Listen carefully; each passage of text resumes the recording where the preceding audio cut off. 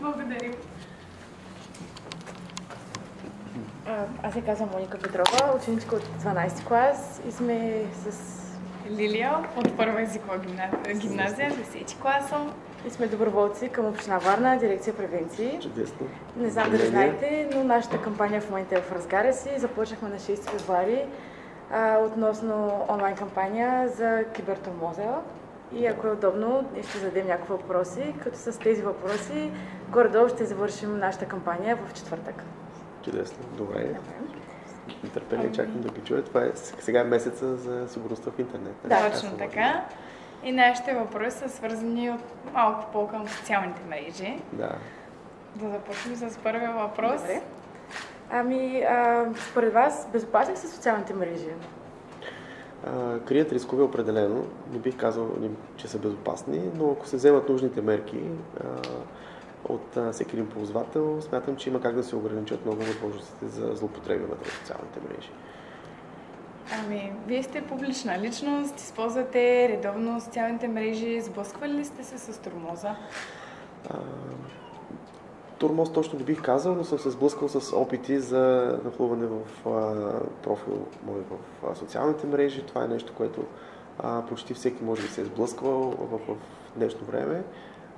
Имал съм случаи по време на кампанията, особено в които имаше доста информация, която излизаше в сайтове с фалшива информация. Това е по-скоро сблъсъка ми като публична личност. Знаете, като такава интересът беше доста голям, особено в период на кампания. И това, което претърпяхме, бяха опити за атаки към профили в някои от профилите в социалните мрежи, които ние управляваме. Успяхме да се справим, имаше кибератака, беше доста... Дори успяха за кратко да влязат в профилове, но взехме мерки, за да отстраним всички администратори, през които те можеха да влязат в тези профили и съответно успяхме да овладеем тази атака. Но това е един от рисковете, които съществуват. Да, може би така ще продължим към следващия въпрос. Как се справяте с сигурността в интернет? Взимаме всички възможни мерки, които могат да бъдат приложени. Разбира се, сменяме паролите си често, което е профилактично добър подход за поддържане на дигитална хигиена. Двуфакторна аутентикация, разбира се, на профилите задължително.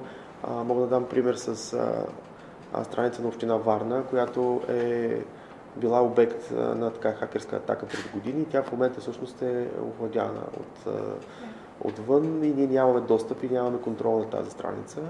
В момента текат процеси на това ние да си върнем обратно страницата през полицията, през КНПО, през Фейсбук. Така че да, съществуват рискове. Както виждате, една институция като община Варна също не е застрахована от това. Но смятам да кажа, че не са взети нужните мерки тогава, когато това се е случило преди няколко години. Ако бяха взети нужните мерки, това нямаше да се случи най-добре. Случвало ли ви се да ви направят фалшив профил? И ако да, как сте се справили с това? Не, лично на мен не ми се случва да ми направят фалшив профил, но знам, че това се случва често.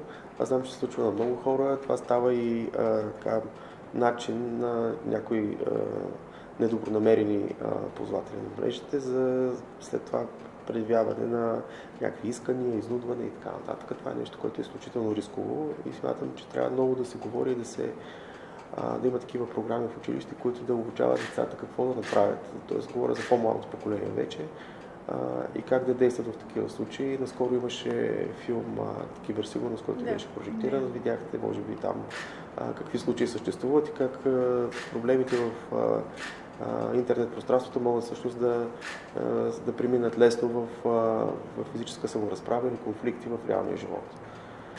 Така че това е нещо, върху което много трябва да се работи, да са по-отворени потребителите, особено тези, които са по-млади и не са толкова запознати с рисковете там, да споделят повече, за да могат и да получат обратна информация как да се предпазват. Да, именно и за това нашата кампания, това се стреми към училищата най-вече. Ние като ученици и доброволци в различни училища гледаме точно по такъв начин да достигнем към нашата аудитория. По-голяма целева група, които се са засегнати. Да, радваме се, че по начина, по който в момента тече онлайн кампанията, направихме видео, в което и двете участваме.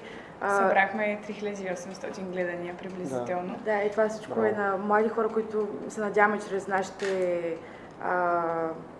чрез начина, по който ги учим им предаваме информация, да разберат как могат да се правят с тези неща, защото главно млади хора се сблъскат с такива проблеми в социалните мрежи и се надяваме, че може да помогнем като доброволци. И се надяваме, че и с интервюто, което правим в момента и днес, ще може да стигнем до още повече хора. Да.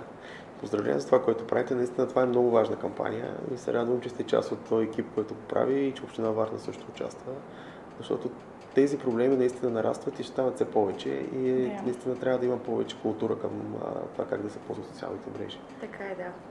Именно точно сега, като съществува вече AI и всякакви такива технологии.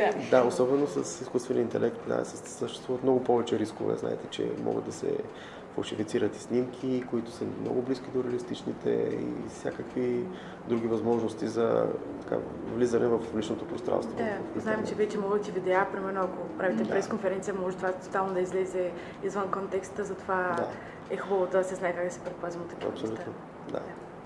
Ами добре, благодарим. Това бяха нашите въпроси. Много се радваме, че участвахте в нашето интервю. Разбира се, за мен беше удоволствие. Поздравления още веднъж и много успех в това, което правите. И така ще следим със сигурност как се развиват тези ваши дейности, защото материята е много динамична и постоянно излизат нови рискове, които изискват и нови мерки от страна на всички нас. Цялото общество трябва да е осъзнато за тези проблеми. Радваме се, че можем да помогнем по този начин. Благодаря и аз. Благодарим много.